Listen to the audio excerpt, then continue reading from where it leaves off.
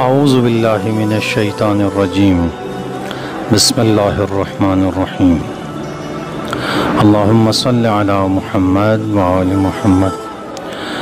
آپ کا اسم مبارک حسن، کنیت ابو محمد اور مشہور لقب مجتبیٰ ہے۔ تاریخ ولادت 15 رمضان 3 ہجری اور تاریخ شہادت 28 صفر 49 ہجری ہے۔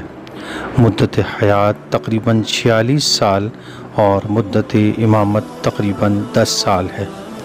آپ کے والد ماجد حضرت علی بن ابی طالب اور والدہ گرامی جناب فاطمہ بنت رسول اللہ صلی اللہ علیہ وآلہ وسلم ہیں۔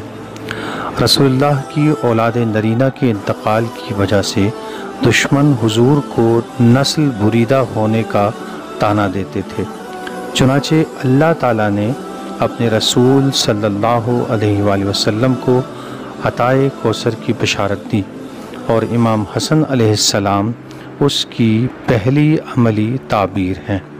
حضرت امام حسن علیہ السلام کی ذات ہمیشہ حضور کی شفقت و محبت کا مرکز رہی۔ حضور صلی اللہ علیہ وآلہ وسلم آپ کے دہن مبارک میں اپنی زبان دیتے، اپنے پہلو میں بٹھاتے، اپنے سینے پر سلاتے اور اپنے کاندھے پر سوار کرتے۔ ایک مرتبہ ایسے ہی کسی موقع پر کسی نے کہا کہ کیسی اچھی سواری ہے، تو آپ صلی اللہ علیہ وآلہ وسلم نے فرمایا، یہ بھی تو دیکھو کہ کیسا اچھا سوار ہے۔ مباہلہ کے موقع پر رسول اللہ صلی اللہ علیہ وآلہ وسلم امام حسن اور امام حسین کو ابناء کی تفسیر بنا کر اپنے ساتھ لے گئے تھے، حالانکہ اس وقت حضرت صلی اللہ علیہ وآلہ وسلم کے حقیقی فرزند حضرت ابراہیم زندہ تھے۔ جناب ختمی مرتبت نے متعدد مواقع پر امام حسن کو اپنا فرزند کہا اور اپنی ہیبت اور سیادت کا وارث قرار دیا۔ آپ کے اور امام حسین کے متعلق فرمایا کہ میرے یہ دونوں فرزند امام ہیں، خواہ سلو کریں یا جنگ۔ جناب حذیفہ یمانی سے روایت ہے کہ حضرت صلی اللہ علیہ وآلہ وسلم نے فرمایا کہ حسن اور حسین جوانان جنت کے سردار ہیں۔ جناب رسالت مآب صلی اللہ علیہ وآلہ وسلم کا امام حسن کو جنت کے جوانوں کا سردار قرار دینا بجائے خود آپ کی عصمت اور طہارت پر دلیل ہے۔ جو لوگ امام حسن کی سیرت و کردار پر تنقید کرتے ہیں یا آپ کے متعلق کثرت ازدواج کے افسانے تراشتے ہیں، وہ دراصل امام حسن پر اعتراض نہیں کرتے، بلکہ قول پیغمبر صلی اللہ علیہ وآلہ وسلم کی صداقت میں شک کرتے ہیں۔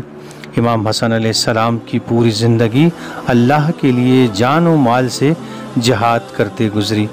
آپ کے چشمہ فیض سے دوست دشمن سب ہی فیضیاب ہوتے۔ آپ کے دسترخوان نعمت پر اپنے اور بیگانے کی کوئی تمیز نہ ہوتی، یہاں تک کہ وہ لوگ جو آپ کے پدر بزرگوار جناب علی علیہ السلام اور خود آپ کی شان میں گستاخی کرتے تھے، وہ بھی آپ کی سخاوت اور عطا سے محروم نہ رہتے۔ کسی نے کہا، آپ خود تو فاقہ کرتے ہیں مگر کسی سائل کے سوال کو رد نہیں کرتے۔ آپ علیہ السلام نے فرمایا، میں خدا کی بارگاہ کا سائل ہوں، مجھے حیا آتی ہے کہ خود سائل ہو کر کسی کے سوال کو رد کر دوں۔ آپ علیہ السلام نے زندگی میں 25 حج پاپی ادا کیے۔ آپ علیہ السلام کا فرمانا تھا کہ مجھے حیا آتی ہے کہ اپنے معبود کے گھر سواری پر جاؤں۔ آپ علیہ السلام کی زندگی کے ابتدائی 7 سال رسول اکرم صلی اللہ علیہ وآلہ وسلم کے سایہ رحمت میں گزرے۔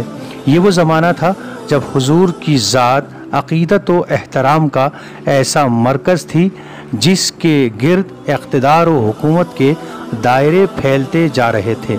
11 ہجری میں رسالت مآب صلی اللہ علیہ وآلہ وسلم کے انتقال کے بعد اہل بیت رسالت کے لیے ابتلاء و آزمائش کا ایک طویل و اندھوناک دور شروع ہوا۔